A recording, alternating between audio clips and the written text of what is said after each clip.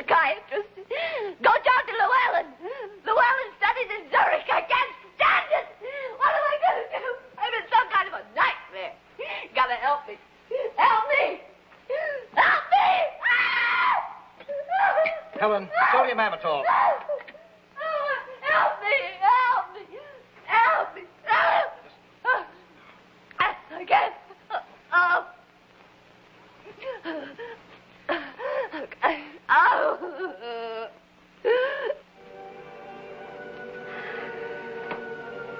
How complex is the human mind?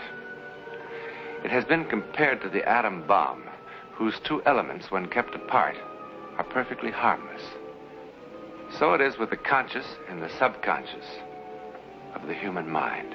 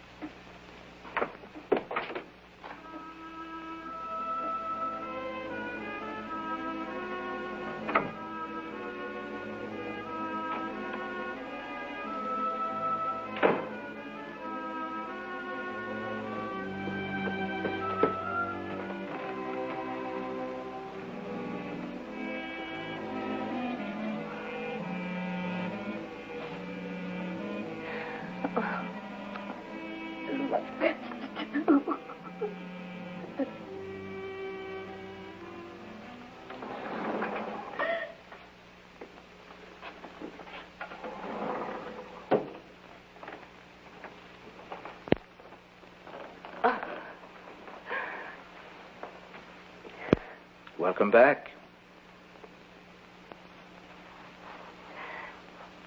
How long was I asleep? But 40 minutes. Someone locked me in. Not someone. You. Don't remember that.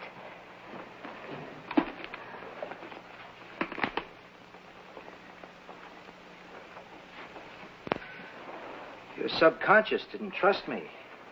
Sometimes even a sedative won't stop a reaction. A fear reaction. Doctor, if you never become better acquainted with my subconscious than that, we're in trouble. Why? You weren't afraid? Not of you.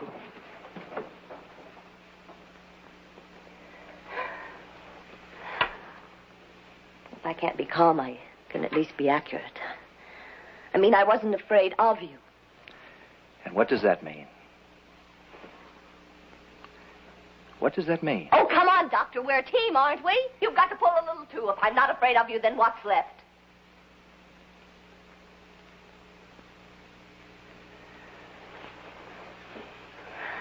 Oh, don't call the nurse. I'm all right, really. I wasn't going to.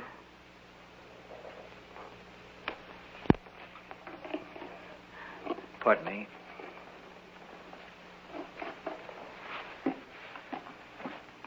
Tape recorder.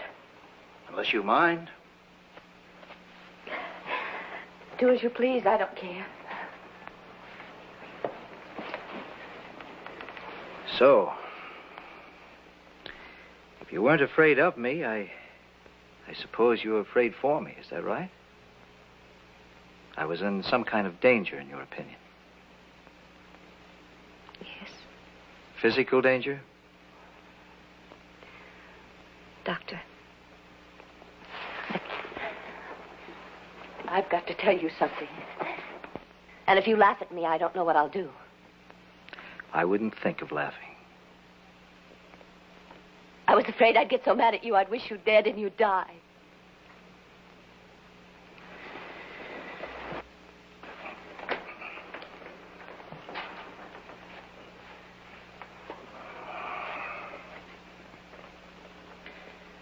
Is it Miss Wadsworth or Mrs.? Come on, Doctor. Do we have to go down that dreary road? I'm a normal, healthy woman. I love my mother and my father, and they love me. I get along very well with my employer. And that would be, Mr. Alfred Ross, president of Alfred Ross Associates. He controls, I don't know, 8 or 10 firms, including a fashion house. I'm the executive manager of that. There's an Alfred Ross who owns one of the major ball clubs. Same Ross. From dresses to baseball. Dresses, baseball, steel, real estate, motion pictures. Quite a range. Quite a man. Quite a man. I see you have a master's degree. Romance languages. I studied in Paris. Is that where you became interested in dress designing? No. I'd always liked it. Satisfying work, I imagine. Creative. It was. I haven't designed for years now. Is the executive end of the business less satisfying?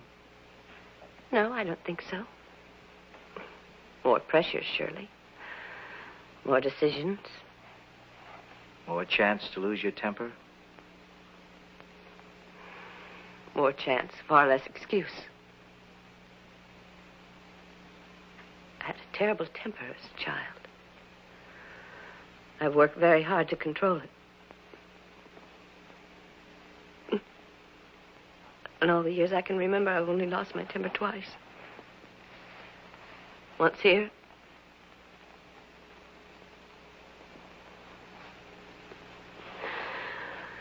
Once 3 weeks ago. And what happened 3 weeks ago?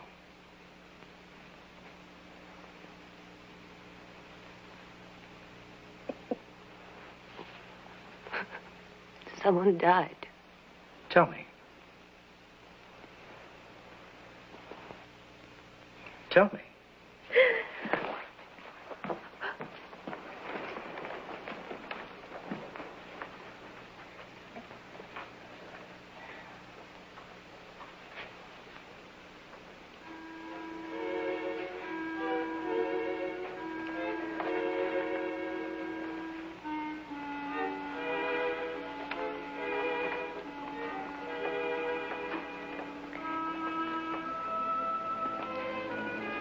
It was a hot, sultry day.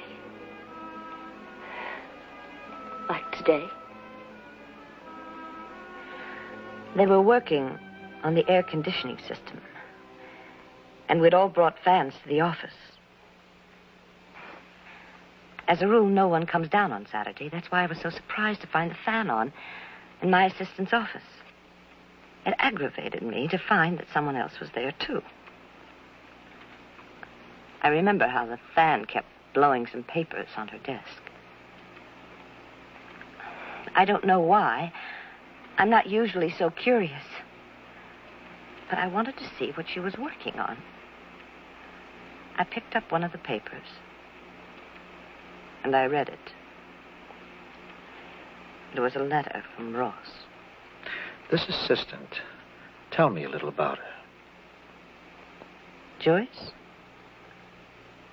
Oh, not very attractive.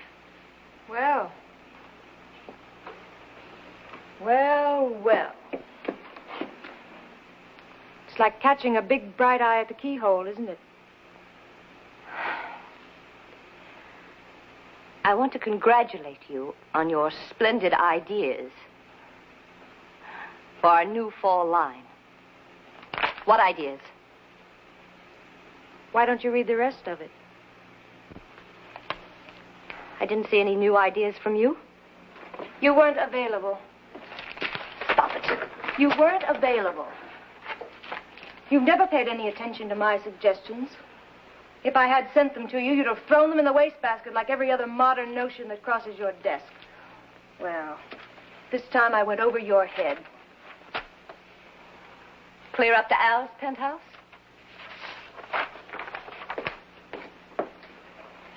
It's a lovely penthouse.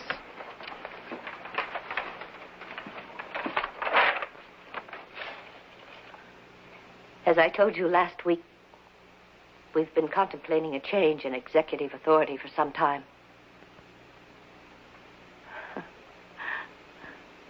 I wonder if you would be available for luncheon on the 31st, when we can go into this matter at greater length.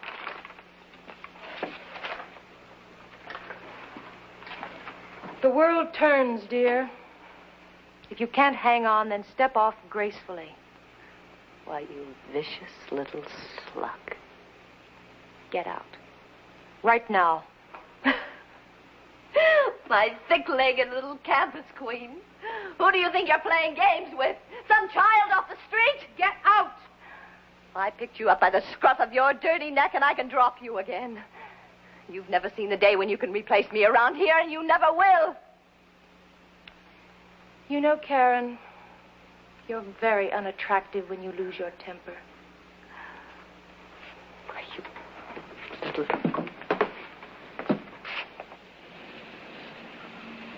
Luncheon on the 31st. I hope you die before you get there. I hope you die. Die. Die. Die. Die. Die.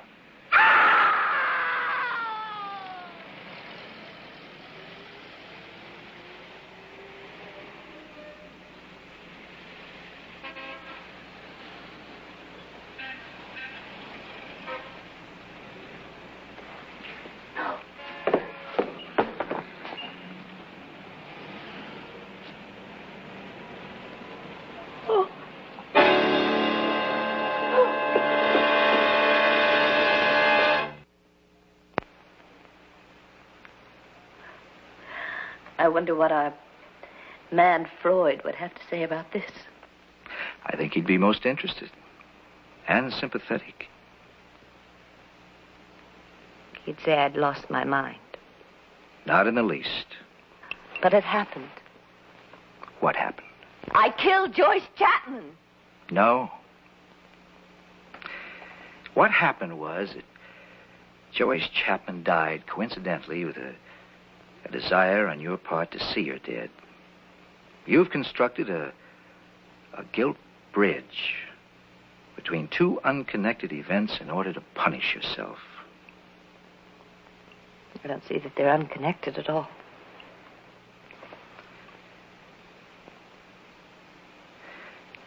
Karen,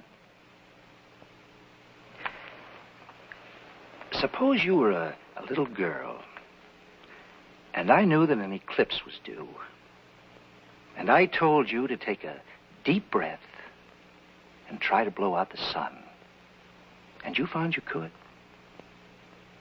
Wouldn't those two unconnected events make you feel guilty?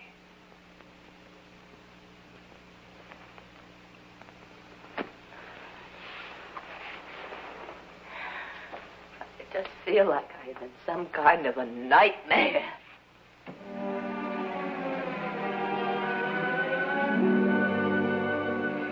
The autopsy indicated she was probably dead before she hit the street. Well, how? We found a ruptured cerebral aneurysm at the base of the brain, the circle of Willis.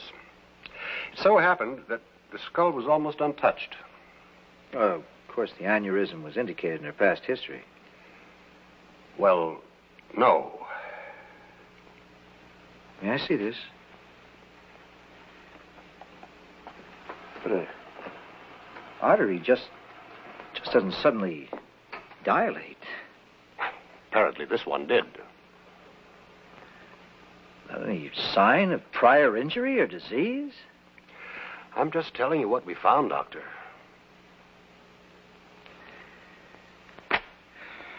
Well, makes my job a little more difficult. Why? My patient believes she willed Miss Chapman dead. What's this woman's background? General hysteria? No. Just the opposite. Intelligent, alert. Executive manager of a dress firm here. Alfred Ross Associates. Alfred Ross?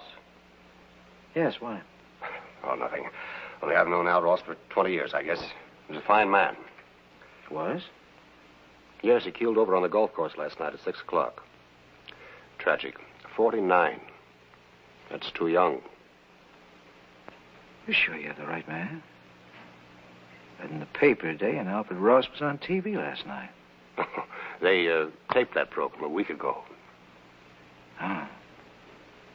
Coronary? I don't know. He'd never shown any indication. Maybe your woman's been practicing her voodoo again, Doctor. Yes. Maybe. How do you feel? How do I feel? Like dancing. I spent the weekend in the country. I haven't heard a telephone ring or read a newspaper or... Oh, I forgot. I did see a television show, though. You'll never guess who I saw. Who? Ross. I can't escape him. He's like Big Brother, you know. There he was, holding forth in his usual assured way. All about fashions, all wrong. I suddenly realized that it wasn't just Joyce that was trying to put the knife in me. And I got madder and madder. And I saw that funny little smile.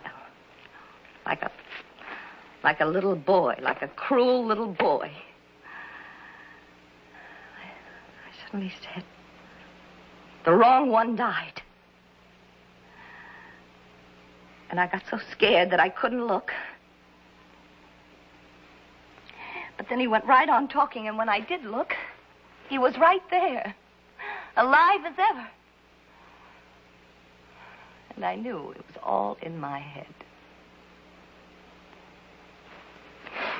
Now, do you know why I feel like dancing? When did this happen? Around 6. Have you ever been hypnotized, Karen? Oh, yes. I tell you, I am the best subject in the world. Fine, Every time... fine. You lie down there. All right.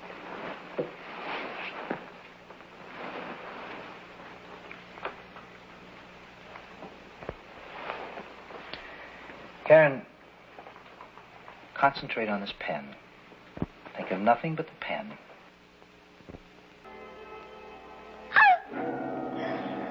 And she was dead.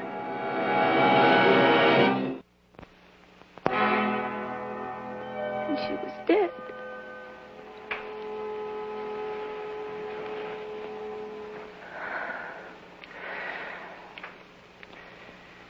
I'm sorry I had to put you through that. But we found the link we needed.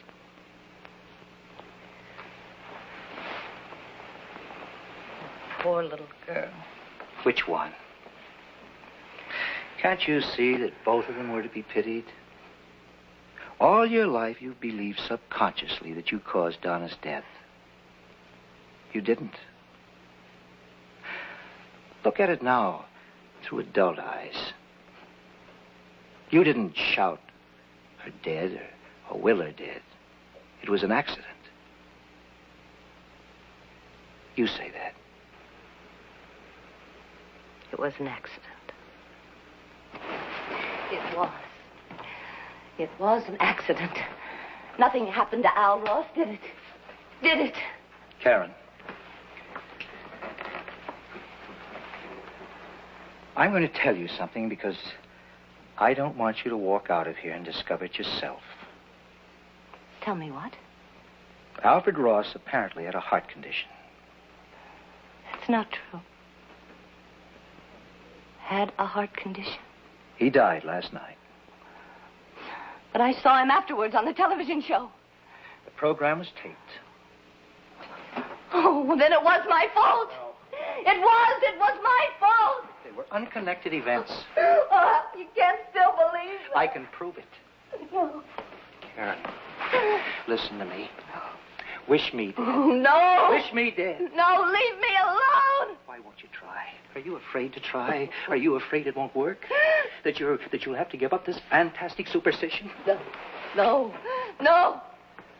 Gives you a great ego gratification, doesn't it? Makes you feel like a god, doesn't it? That makes you feel great, doesn't it? That's why you won't test it. Karen, you've got to give up this crutch now. Karen, listen to me. Think of loyalty. Oh. Why is it always a one-way street with you? Why can't you return it? To your friends, your doctor, anybody. Oh, I know what you're trying to do. Listen to me. Look at me. I am not going to hate you. Say it. No. Wish me dead. No. Be quiet. Or what? You'll buy a wax doll and stick pins in it? You'll utter your abracadabra at me like a 20th century witch? Say it yourself and stop me. Say it! I'm so tired. I wish I were dead.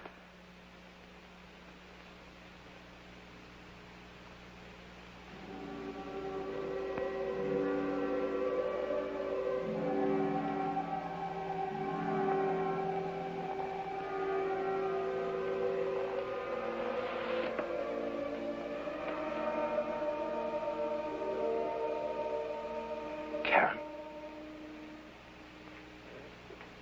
Cause of death blank. I'm not going to write voodoo in that space, Mr. Newland. I'm a medical doctor. What are you going to write? Undetermined causes. You don't suppose it's possible that it could have been a psychic phenomenon? I mean, death by autosuggestion. I'm a scientist. So was Louis Pasteur, who very nearly died of the same thing. Death by suggestion, also caused by a tragically disturbed woman. It's in the record. Yes, I've heard of the case. We've a lot to learn, Mr. Newland. A lot to learn, indeed. What really happened to Karen Wadsworth? A series of cruel and bewildering coincidences? Or a few moments of hate and despair so enormous they could actually be felt by others? In the April 13th, 1959 issue of Time magazine, a curious experiment was reported. 2 rows of seeds were planted. The seeds were chosen from the same package, planted in the same earth by the same people, and cared for and tended equally, with one exception. The first row was prayed over. The second was cursed. The first row flourished. The second withered.